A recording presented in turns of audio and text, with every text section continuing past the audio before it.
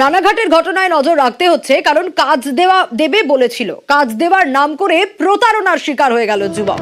রানাঘাটে যুবকের অসহায় রাত্রিবাস। কেন এ কথা বলছি, তার কারণ কাজ দেওয়ার টোপ দিয়ে সুন্দরবন থেকে ডেকে আনা হয়েছিল আক্তার সর্দার নামে এই যুবককে, আর প্রতারণার শিকার হয়ে রাস্তার ধারে মন্দিরেই আশ্রয় যুবকের।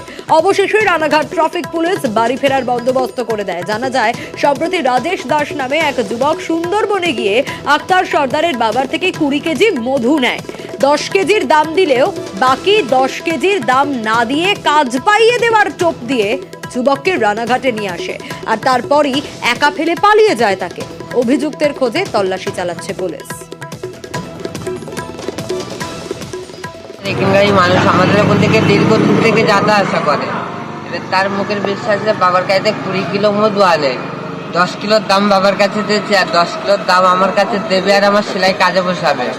আর ওপারে একটা মন্দিরই বলে, তুই এখানে বস, আমি 10 মিনিট পরে আসছি, তুই বলে উদাও। রাজেশ রয়। এখন কি বাড়ি ফিরতে পারছো না? না, আমার কাছে কোনো গাড়ি ভাড়া নেই। সুন্দরবনে কোথায় বাড়ি? সুন্দরবন বিধবা পাড়া।